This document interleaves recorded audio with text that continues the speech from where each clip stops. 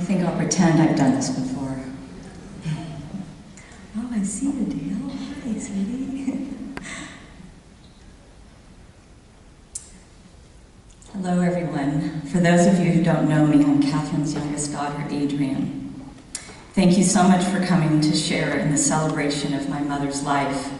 And thank you very much to the many people who have so lovingly and generously helped me and my sisters put this memorial together.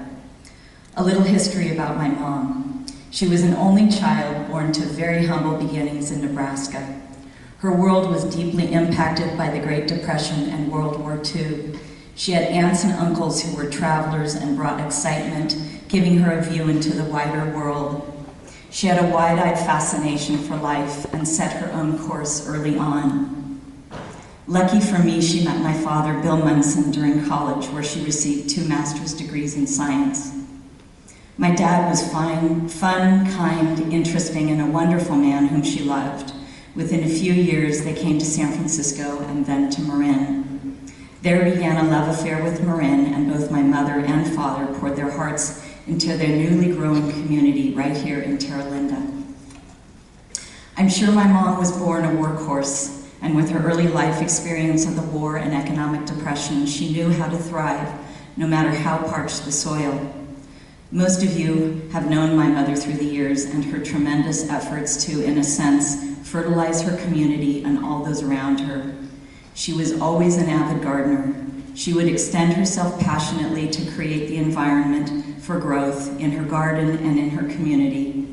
She had such a tenacity that nothing could overcome her desire to see a project or a person's dreams come to fruition.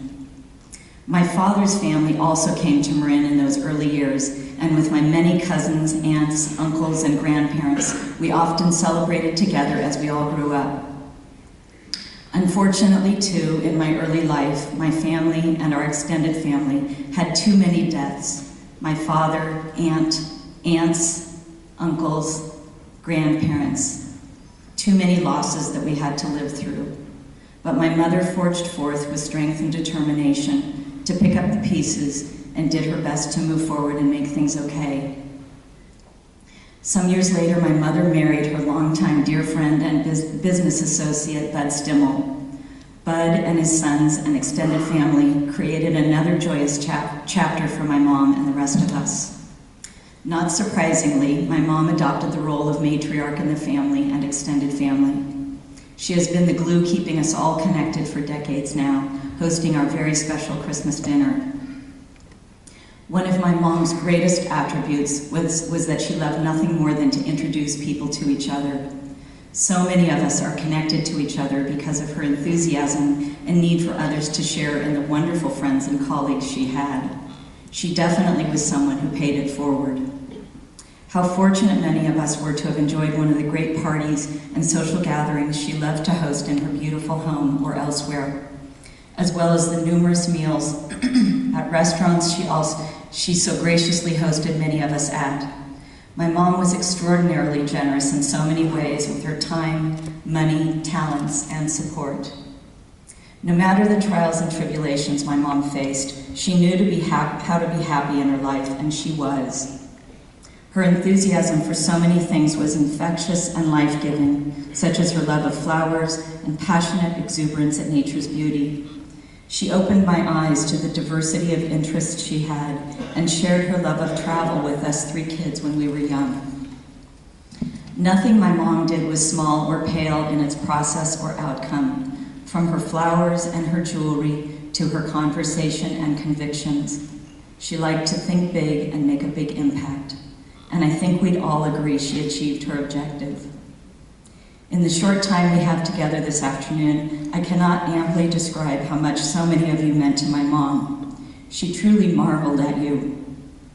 She would often mention you by name to me and share with me how profoundly special you were to her.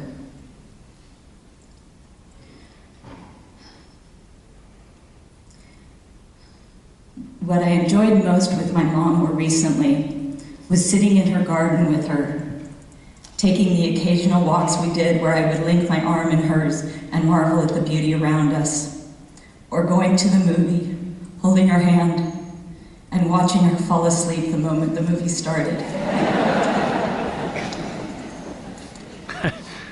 You know her too. Of course, there were times she and I stepped on each other's toes over the years, and it wasn't always easy. Yet I am left with an enormous feeling of compassion, understanding, love, and joy for this dance of life we shared together.